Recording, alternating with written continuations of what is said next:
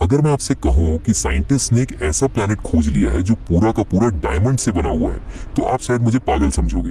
लेकिन ये कोई साइंस फिक्शन मूवी की कहानी नहीं है, बल्कि ये एक रियल डिस्कवरी है जिसने पूरी दुनिया के साइंटिस्ट के होश उड़ा दिए हैं। और सबसे क्रेजी बात यह है कि इस प्लैनेट की कीमत इतनी ज्यादा है कि अगर इसे पृथ्वी पर लाया जाए तो पूरी दुनिया की इकोनॉमी एक सेकंड में क्रैश हो जाएगी। आज हम बात करेंगे 55 कैंक्री ई की, जिसे साइंटिस्ट प्यार से डायमंड प्लैनेट बुलाते हैं। तो चलो शुरू करते हैं इस प्लैनेट की कहानी, जो शुरू होती है साल 2004 से। उस वक्त साइंटिस्ट एक स्टार को ऑब्जर्व कर रहे थे जिसका नाम था 55 कैंक्री ए, और ये स्टार हमारी पृथ्वी से लगभग 41 लाइट ईयर्स दूर कैंसर कॉन्स्टेलेशन में लोकेटेड है। अब 41 लाइट ईयर्स सुनने में तो बहुत ज्यादा लगता है, लेकिन यूनिवर्स के स्केल पर यह हमारा पड़ोसी ही है। और जब साइंटिस्ट ने इस स्टार को करीब से स्टडी किया तो उन्हें कुछ बहुत ही अजीब चीज नोटिस हुई। इस स्टार की लाइट में एक पैटर्न दिख रहा था जो ये इंडिकेट कर रहा था कि इसके चारों तरफ कोई प्लैनेट घूम रहा है। और बस इसी ऑब्जर्वेशन से 55 कैंक्री ई की डिस्कवरी हुई। अब यहाँ पर सबसे इंटरेस्टिंग पार्ट आता है। जब साइंटिस्ट ने इस प्लैनेट को और डिटेल में स्टडी किया तो उन्हें पता चला कि ये प्लैनेट हमारी पृथ्वी से लगभग 2 गुना बड़ा है और इसका मास यानी वजन पृथ्वी से लगभग 8 गुना ज्यादा है। इसीलिए इसे सुपर अर्थ की कैटेगरी में रखा गया है। लेकिन असली सरप्राइज तो तब आया जब साइंटिस्ट ने इसके कॉम्पोजिशन को एनालाइज किया। नॉर्मली जो प्लैनेट्स हम जानते हैं वो ज्यादातर सिलिकेट्स और आयरन से बने होते हैं, जैसे हमारी पृथ्वी है। लेकिन 55 कैंक्री ई की केमिकल कॉम्पोजिशन कुछ और ही कहानी बता रही थी। साल 2012 में येल यूनिवर्सिटी के साइंटिस्ट ने एक रिसर्च पब्लिश की जिसने पूरी साइंटिफिक कम्युनिटी को हिला कर रख दिया। इस रिसर्च के अकॉर्डिंग 55 कैंक्री ई एक कार्बन रिच प्लैनेट है। इसका मतलब यह है कि इस प्लैनेट में कार्बन की मात्रा बहुत ज्यादा है। अब आप सोच रहे होंगे कि कार्बन तो हमारी पृथ्वी पर भी है, तो इसमें क्या बड़ी बात है। तो मैं आपको बता दूं कि जब कार्बन पर एक्सट्रीम प्रेशर और एक्सट्रीम हीट अप्लाई होती है तो वो कन्वर्ट हो जाता है डायमंड में। और 55 कैंक्री ई पर एग्जैक्टली यही कंडीशंस मौजूद हैं। इस प्लैनेट का टेम्परेचर लगभग 2400 डिग्री सेल्सियस तक जाता है और प्रेशर इतना ज्यादा है कि कार्बन को डायमंड में कन्वर्ट होने से कोई नहीं रोक सकता। अब यहाँ पर एक मोमेंट के लिए रुककर सोचो कि ये कितना माइंड ब्लोइंग है।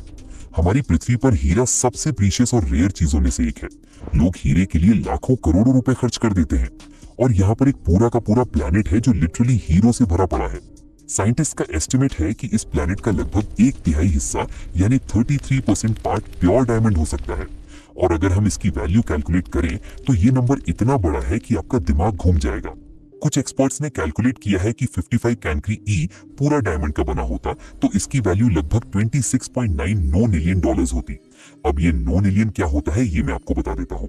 एक के बाद 30 जीरो लगा दो तो वो 9 मिलियन होता है। ये नंबर इतना बड़ा है कि पूरी पृथ्वी की जितनी भी जीडीपी है, अगर उसे मिलियंस ऑफ ईयर्स तक भी ऐड करते रहो तो भी इस प्लैनेट की वैल्यू के आसपास भी नहीं पहुंच पाओगे। ये सिर्फ एक थ्योरेटिकल कैलकुलेशन है, लेकिन ये शो करता है कि यूनिवर्स में कितनी वेल्थ छुपी हुई है जिसके बारे में हम अभी तक जानते भी नहीं थे। लेकिन रुको, कहानी यही खत्म नहीं होती। 55 कैंक्री ई के बारे में और भी बहुत कुछ है जो आपको जानना चाहिए।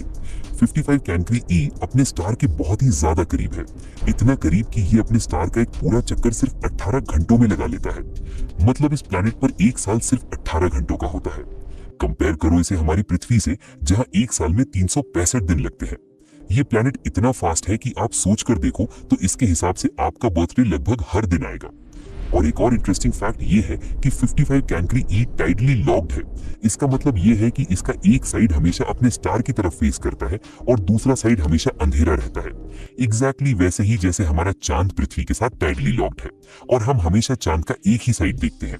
तो इस प्लैनेट पर अगर आप खड़े हो जाओ तो एक तरफ हमेशा जलता हुआ सूरज दिखेगा और दूसरी तरफ हमेशा अंधेरा रहेगा।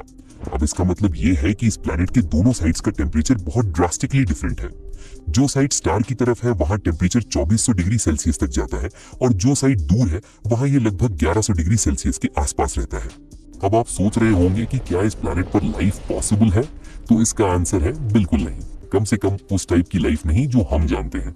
इतने एक्सट्रीम टेम्परेचर पर कोई भी ऑर्गेनिक मॉलिक्यूल सरवाइव नहीं कर सकता। प्लस इस प्लैनेट पर कोई एटमॉस्फेयर भी नहीं है जो लाइफ को सपोर्ट कर सके। तो अगर आप वहां जाने का प्लान बना रहे थे तो उसे अभी कैंसिल कर दीजिए।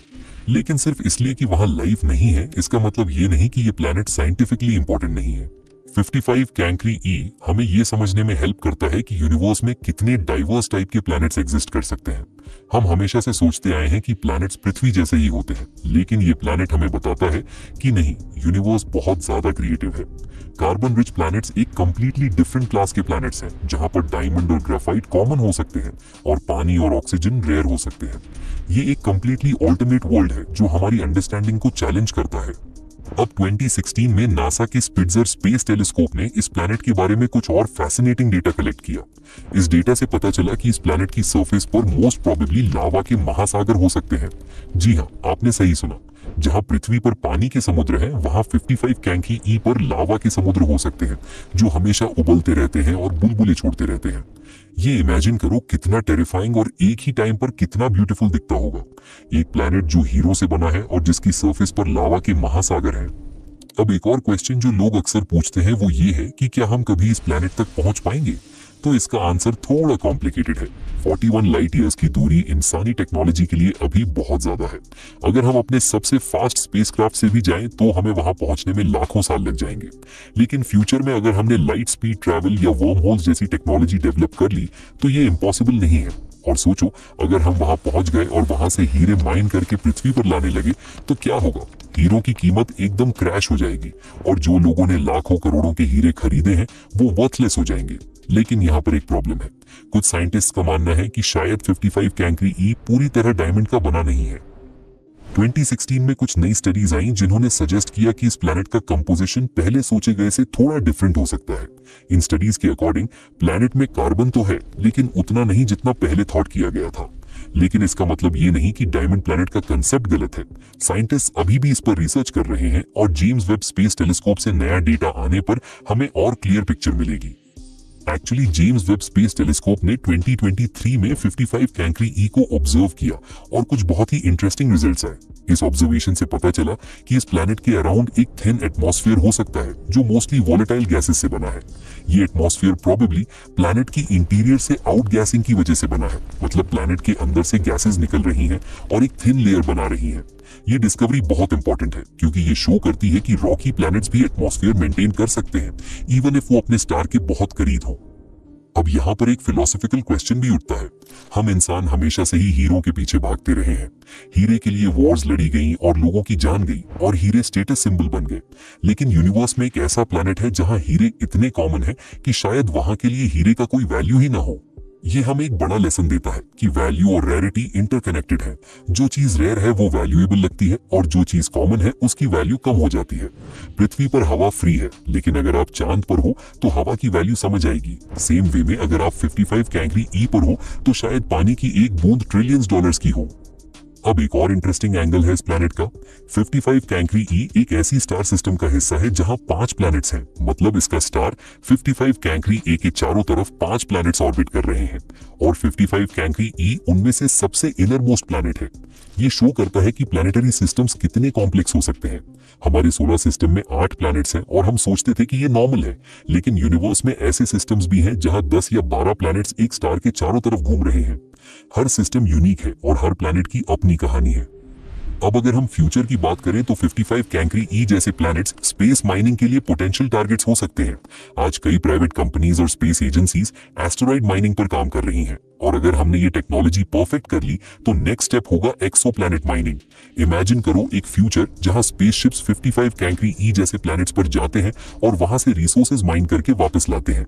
ये साइंस फिक्शन जैसा लगता है, लेकिन 100 साल पहले फ्लाइंग भी साइंस फिक्शन जैसी लगती थी। और अगर आप सोच रहे हो कि सिर्फ 55 कैंक्री ई ही ऐसा प्लैनेट है तो आप गलत हो। साइंटिस्ट्स को और भी कई कार्बन रिच प्लैनेट्स मिले हैं जो पोटेंशियली डायमंड प्लैनेट्स हो सकते हैं। यूनिवर्स में बिलियंस ऑफ गैलेक्सीज हैं और हर गैलेक्सी में बिलियंस ऑफ स्टार्स हैं और हर स्टार के चारों तरफ प्लैनेट्स हो सकते हैं।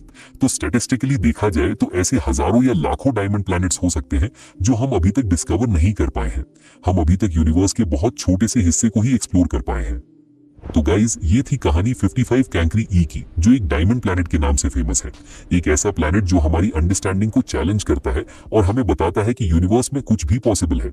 हम एक छोटे से ब्लू प्लैनेट पर बैठे हुए सोचते हैं कि हम सब कुछ जानते हैं, लेकिन सच्चाई ये है कि हम अभी तक सिर्फ सरफेस को ही स्क्रैच कर पाए हैं। वहां बाहर बहुत कुछ है जो हमारा वेट कर रहा है और हर नई डिस्कवरी हमें उस ग्रैंड पिक्चर के थोड़ा और करीब ले जाती है। और अगर इस वीडियो ने आपको कुछ नया सिखाया या आपका माइंड ब्लो किया तो वीडियो को लाइक करना मत भूलना और चैनल को सब्सक्राइब कर लेना ताकि ऐसी ही इंटरेस्टिंग स्टोरीज आप तक पहुंचती रहे। मिलते हैं अगली वीडियो